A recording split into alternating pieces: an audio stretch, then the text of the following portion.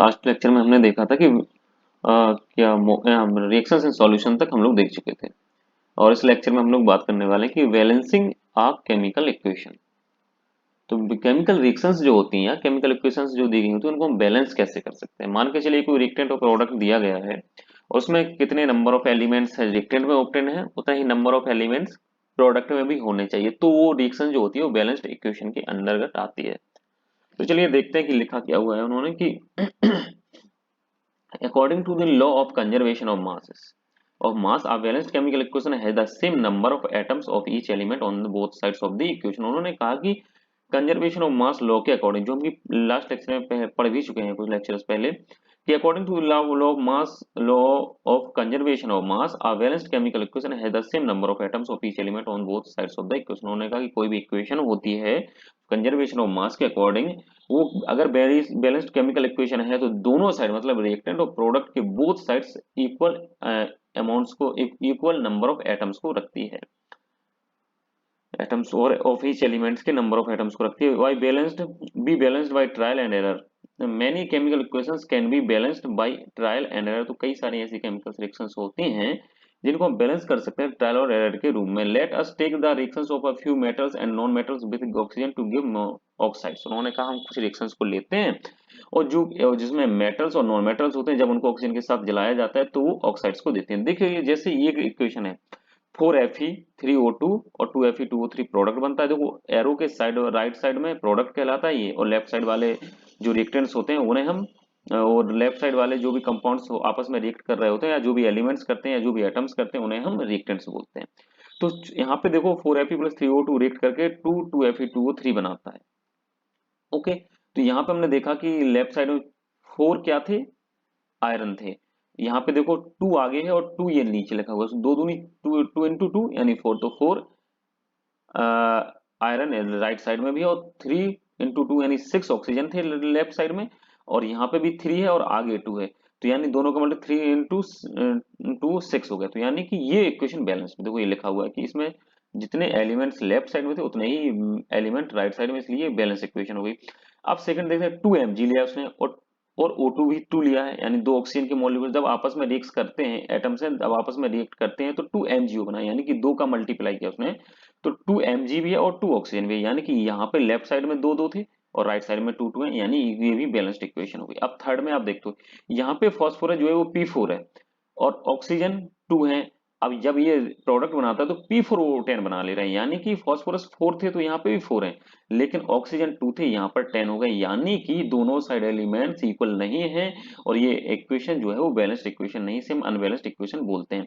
अब equation A and B are balanced since there are the same number of metal and oxygen atoms on each side of the equation. उन्होंने कहा जो ए और B equation थी वो balanced equation है क्योंकि उनमें लेफ्ट और साइड में अगर देखा गया तो दोनों साइड्स एलिमेंट की नंबर इक्वल है।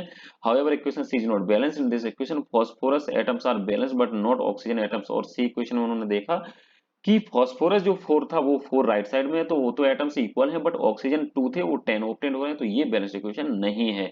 To balance it must place the coefficient 5 on the left of oxygen on the left side of the equation to balance the oxygen atoms appearing on the right side of the equation. तो उन्होंने कहा अब equation को हम balance करना है तो हमें कोफिशिएंट 5 से मल्टीप्लाई करना होगा। किससे मल्टीप्लाई करना होगा? 5 से मल्टीप्लाई कर देंगे तो इक्वेशन बैलेंस हो जाएगी। देखो यही इक्वेशन जो थी, जो अनबैलेंस्ड इक्वेशन थी, ये वाली अनबैलेंस्ड इक्वेशन थी, उसी को उन्होंने उठाया और यहाँ देखा P4 था, P4 है, 5 O2 जो थे P4O10 बन रहा तो यहाँ 5 से मल्टीप्लाई कर दिया। देखो ये इस इक्वेशन में, सी इक्वेशन में कोई भी 5 से मल्टीप्लाई नहीं था ऑक्सीजन के आगे, बट यहाँ कर दिया तो ऑक्सीजन 5 इंटू 2 10 हो गया, तो P4O10 ये भी 10 ऑप्टेन हो गया। हाँ एक चीज और याद रखना है इसमें कि जहां जहां एसएस लिखा है इसका मतलब होता है ये सॉलिड फॉर्म में लिए गए हैं, जहां जहां गैसेस लिखा हुआ था कोष्टक में यानी कि ये गैसेस के फॉर्म में होते हैं।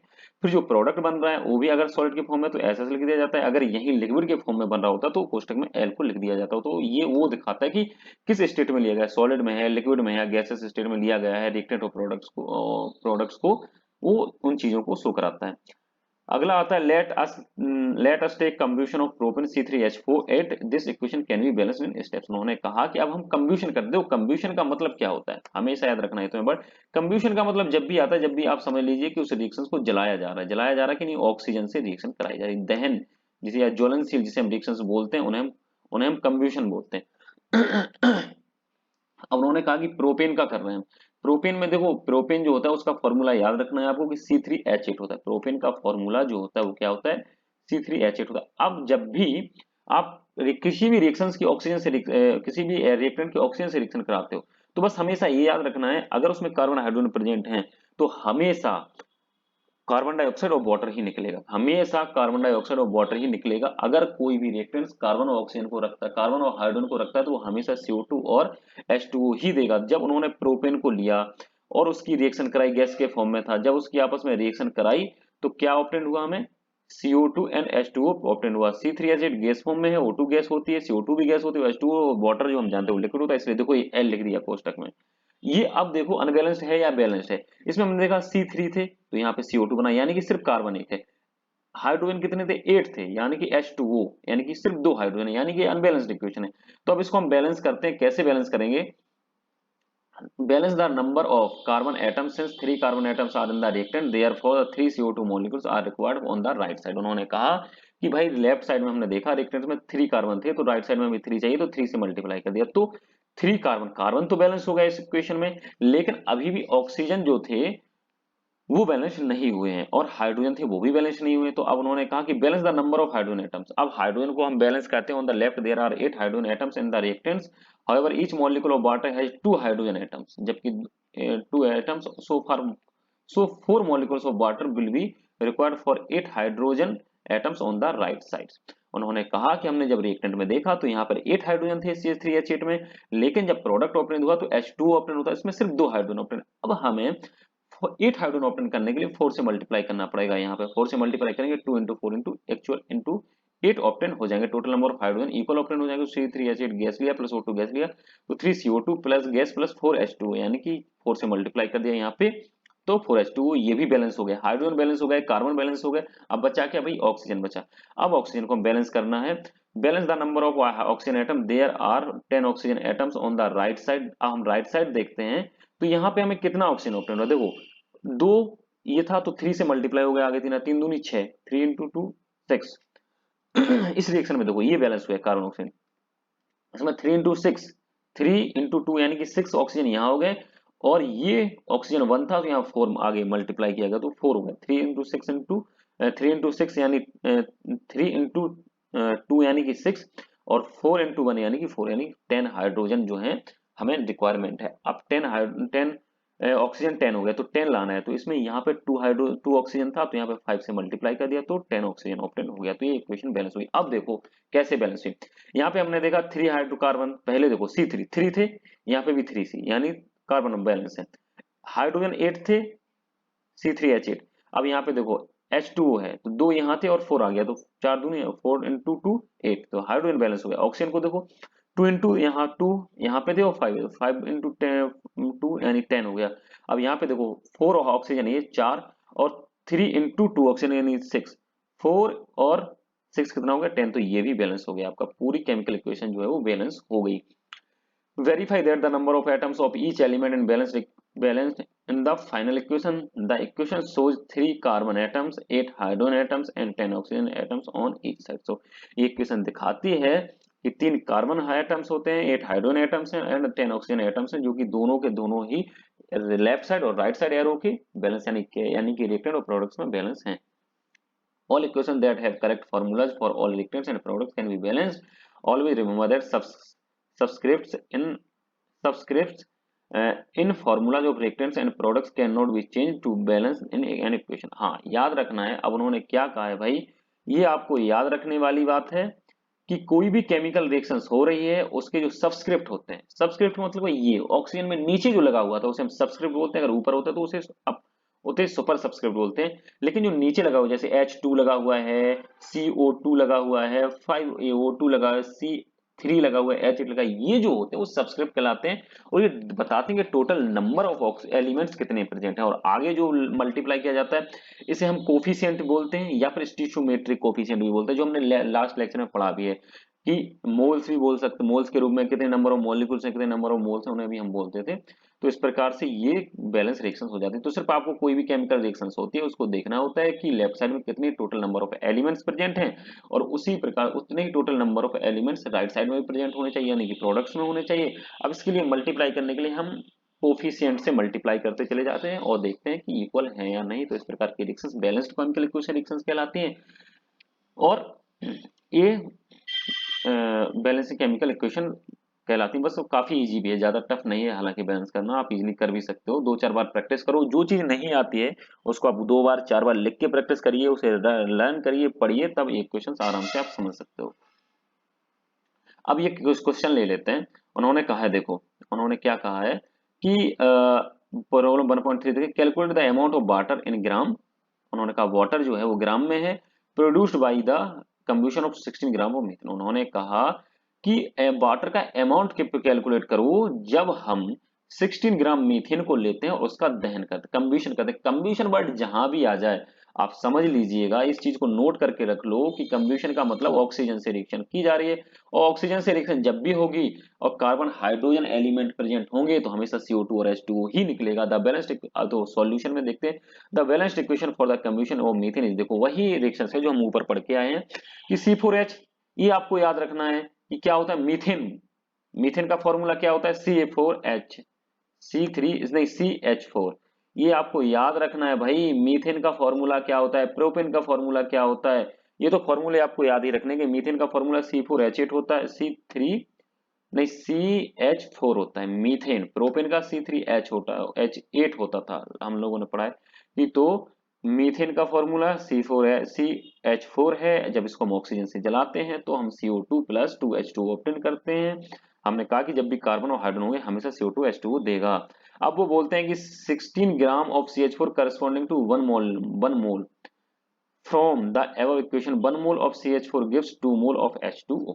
अब देखो उन्होंने कहा कि हम 1 मोल को लेते हैं, अगर हम CH4 लिया तो हमने इसका मास निकाला, मॉलिक्यूलर मास देखते हैं इस मॉलिक्यूलर का, तो C का कार्बन का 12 और हाइड्रोजन का 4, यानी कि 12 4 16 हो गया, यानी कि 16 ग्राम हो गया। तुमने 16 ग्राम दे रखा है ऑफ CH4 करस्पॉन्डिंग टू 1 मोल। अब CH4 1 मोल है क्योंकि यहाँ पे सिर्फ 1 का मल्टीप्लाई किया, देखो कुछ नहीं है यानी 1 है, अगर 2 होता तो 32 ग्राम हो जाता, क्योंकि 2 का मल्टीप्लाई हो जाता, तो कुछ नहीं यानी कि 1 मोल, 1 मोल है।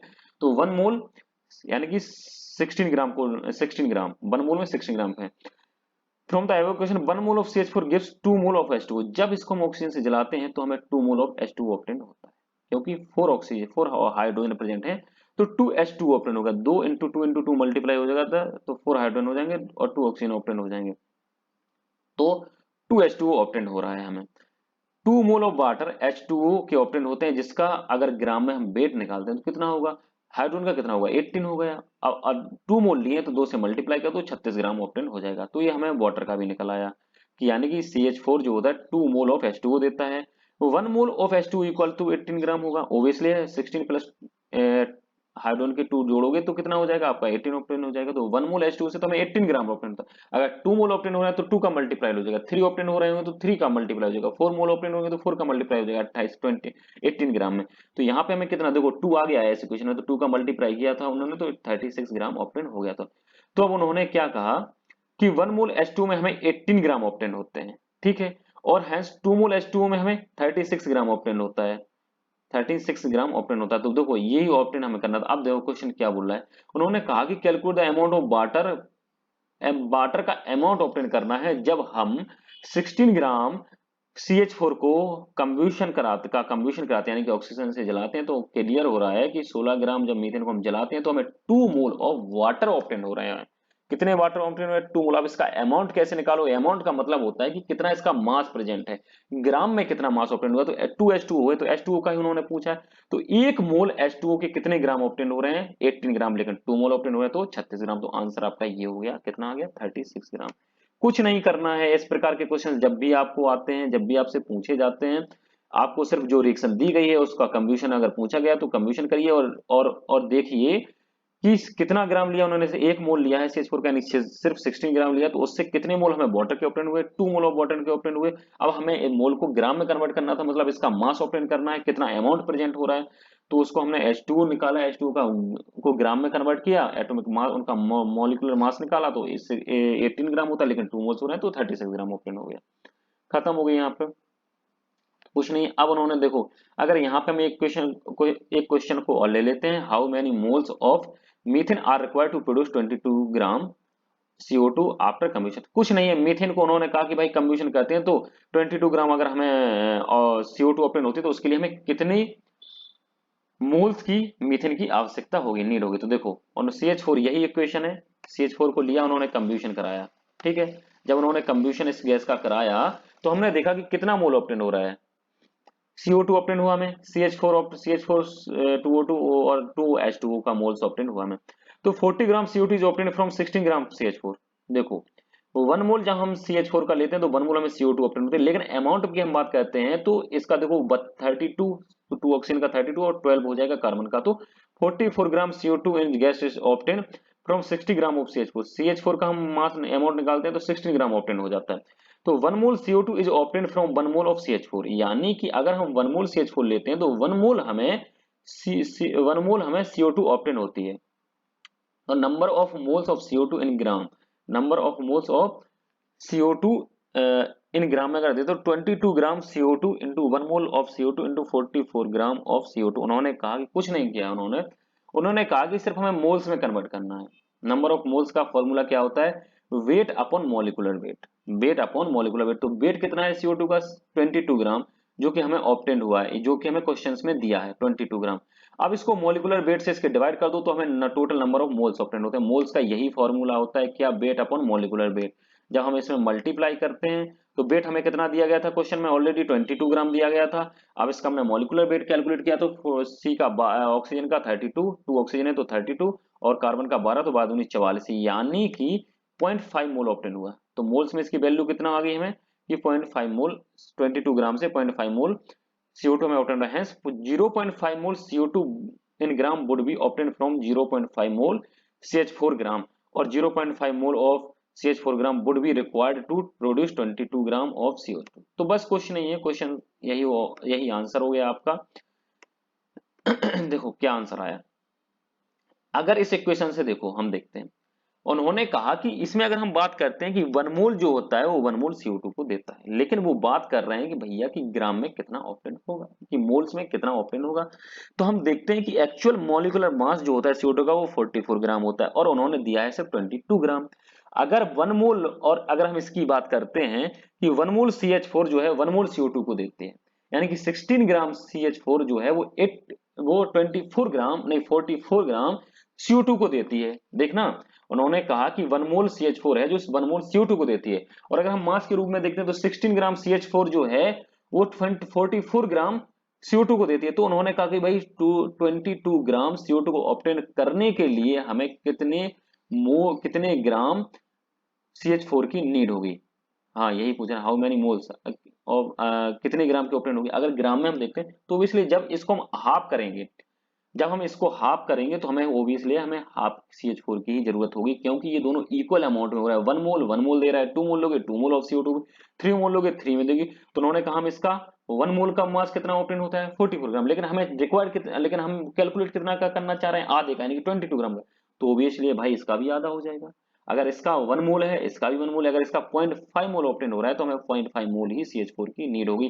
अगर ग्राम में देखोगे तो 8 ग्राम ऑब्टेन हो जाएगा, 8 ग्राम की नीड होगी, जो जिससे कि 22 ग्राम CO2 ऑब्टेन होगा। तो सिंपल सा क्वेश्चन है, कुछ नहीं है, 2 4 5 बार आप कोशिश करोगे, प्रैक्टिस करोगे तो आप आसानी से सॉल्व कर सकते हो।